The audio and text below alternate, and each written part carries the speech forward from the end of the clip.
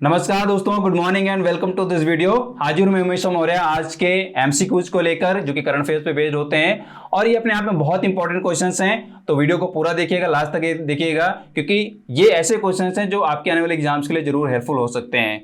और साथ में मैं आपको कुछ एक्स्ट्रा जानकारी भी दूंगा जिनकी हेल्प से शायद आप खुद से कुछ और भी क्वेश्चन बना पाएं, चाहे वो स्ट्रेटेजी के टर्म में हो, चाहे वो करंट अफेयर्स के टर्म में हो। तो बिना टाइम को वेस्ट किए हुए शुरू करते हैं आज का ये वीडियो और देखते हैं हमारा पहला क्वेश्चन क्या है। तो फर्स्ट क्वेश्चन है, The Defense Research and Development Organization (DRDO) has successfully test-fired medium-range subsonic cruise missile Nirbhay. What is the range of this missile? इस मिसाइल की रेंज क्या है? तो पहले मैं आपको आंसर बता देता हूँ। आंसर है 1000 किलोमीटर। जी, इसको 11 अगस्त 2021 को सक्सेसफुली फायर किया गया है, मतलब कि टेस्ट किया गया है DRDO के थ्रू। और ये भी आपको बता देता हूँ कहाँ से इसको टेस्ट किया गया है, किस स्थान से टेस्ट किया गया है। तो आपको पता होना चाहिए, चांदीपुर। चांदीपुर कहाँ पे है? चांदीपुर जो है वो है ओडिशा में।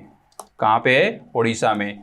तो ओडिशा में चांदीपुर जो है वो टेस्टिंग प्लेटफॉर्म है DRDO का, वहाँ से इसको टेस्ट किया गया है सक्सेसफुली। और इसकी जो रेंज है दैट इज 1000 किलोमीटर। यहाँ पे मैं आपको इंपॉर्टेंट बात ये बता दूं कि निर्भय जो है ऑलरेडी इसको तैनात किया गया है, मतलब कि इंडियन मिलिट्री में ऑलरेडी इसको ले लिया गया है, शामिल किया गया है।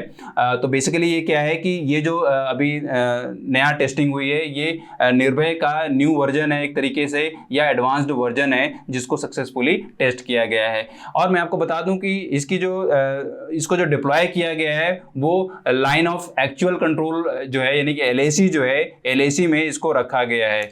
LAC आपको पता होना चाहिए, इंडिया और चाइना का बॉर्डर है। तो वहां पे इसको तैनात किया गया है। और क्यों तैनात किया गया है आपको मालूम होना चाहिए कि अभी 1-2 साल से काफ़ी गतिरोध चल रहा था, काफ़ी एक तरीके से स्टैंड ऑफ चल रहा था चाइना के साथ इंडिया का। तो इस वजह से इसको डिप्लॉय किया गया था, क्योंकि यहाँ पे निर्भया जो है वो अपने आप में बहुत ही एक तरीके से एडवांस मिसाइल हो चुकी है और ये बहुत ही हेल्पफुल हो सकती है। यहाँ पे आपको थोड़ा सा मोटी बात बता दूं कि ये जो मिसाइल है वो मल्टीपल लॉन्च पैड से या मल्टीपल प्लेटफॉर्म से इसको लॉन्च किया जा सकता है। और इसकी जो कैपेबिलिटी है वो चाहे न्यूक्लियर वॉरहेड्स के टर्म में हो, चाहे वो कन्वेंशनल वॉरहेड के टर्म में हो, दोनों के टर्म में बढ़िया इसकी कैपेबिलिटी है। मतलब दोनों के टर्म में ये कैपेबल है, दोनों टाइप के वॉरहेड्स को ये कैरी कर सकता है। राइट, तो अपने आप में बहुत इंपॉर्टेंट है, इसको आप याद कर लें। देखते हैं हमारा नेक्स्ट क्वेश्चन क्या है। Who has inaugurated the Health Quest study, Health Quality Upgradation enabled by Space Technology of ISRO? देखिए यहाँ पे क्वेस्ट स्टडी की बात की जा रही है, तो आपको हेल्थ क्वेस्ट जो है इसका फुल फॉर्म पहले बात तो याद कर लेना चाहिए। क्या है? Health quality upgradation enabled bye space technology of ISRO। Right, तो इसरो ने ये किया है, तो आपको ये मालूम हो जाना चाहिए कि ये किसने किया होगा। राइट, तो देखिए यहाँ पे राइट आंसर जो है डॉक्टर के सिवान। जी, डॉक्टर के सिवान जो हैं वो क्या है? चेयरमैन है। किसके? इसरो के। इसरो के चेयरमैन है, ये भी आपको मालूम हो जाना चाहिए, इसरो।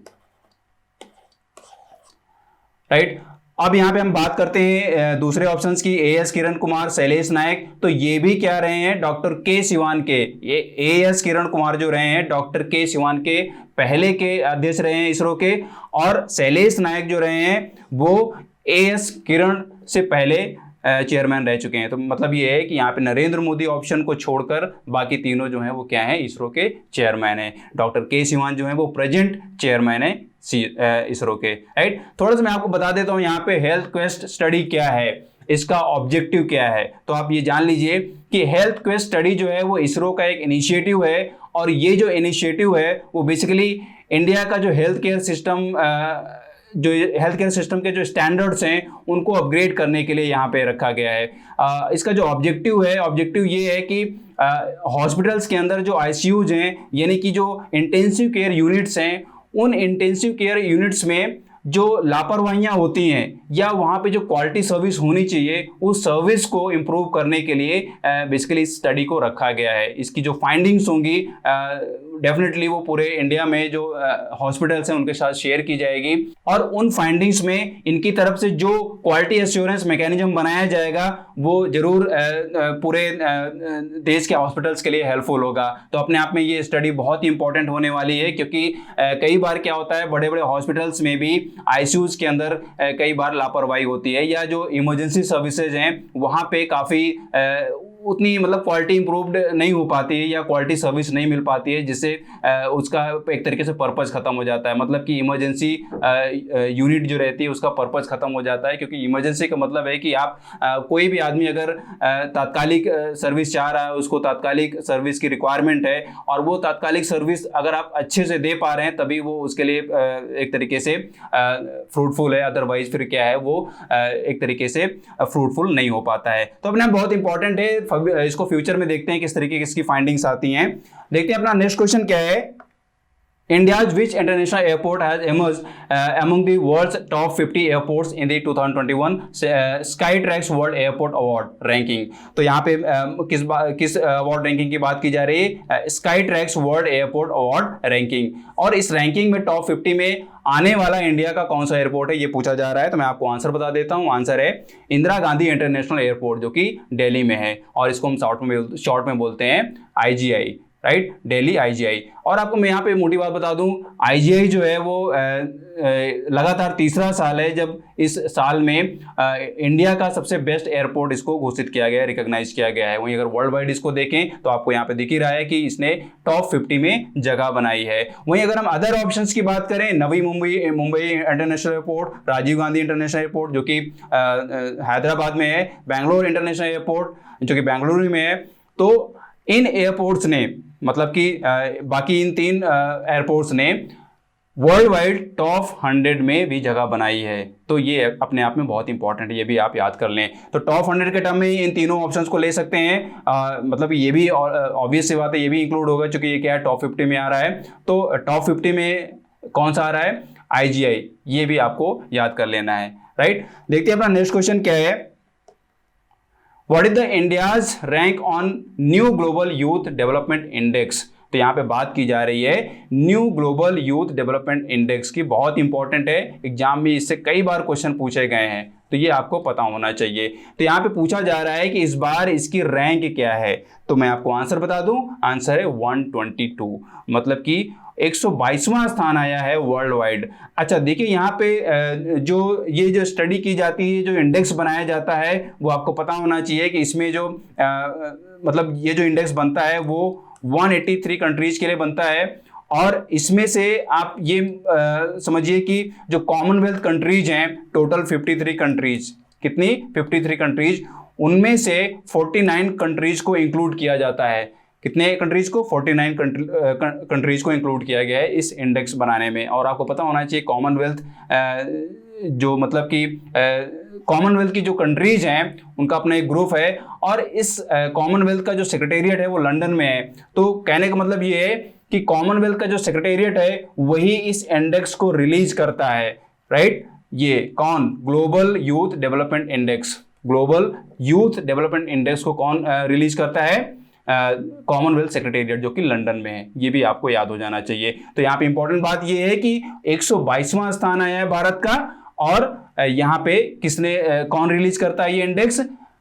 कॉमनवेल्थ सेक्रेटेरिएट जो कि लंदन में है। थोड़ा सा मैं आपको यहाँ बता देता हूँ कि ग्लोबल यूथ डेवलपमेंट इंडेक्स है क्या, पर्पज क्या है इसका।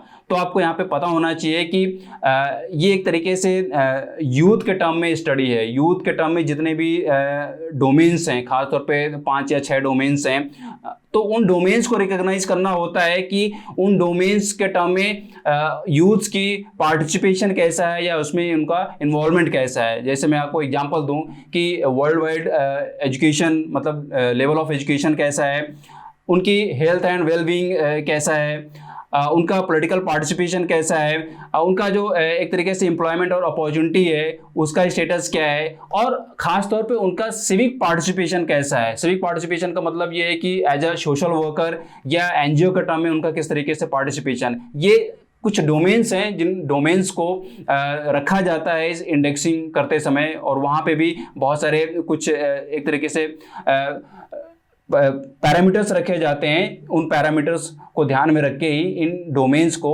जस्टिफाई किया जाता है। तो अपने आप में ये बहुत इंपॉर्टेंट है। तो इसमें भारत की जो जगह आई है दैट इज 122 सेकेंड, मतलब 122वां स्थान है, राइट। याद कर लें इसको। देखते हैं अपना नेक्स्ट क्वेश्चन क्या है।